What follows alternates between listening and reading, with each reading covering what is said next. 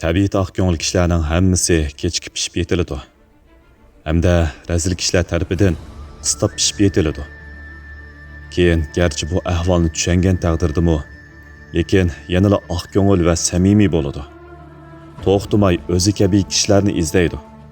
Ammo oxirida yanada g'ayribona holga tushib qoladi.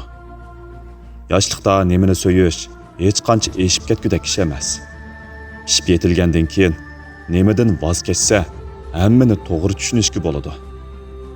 Har kim umr bo'yi o'z qalbiga yaqin odamni izlaydi.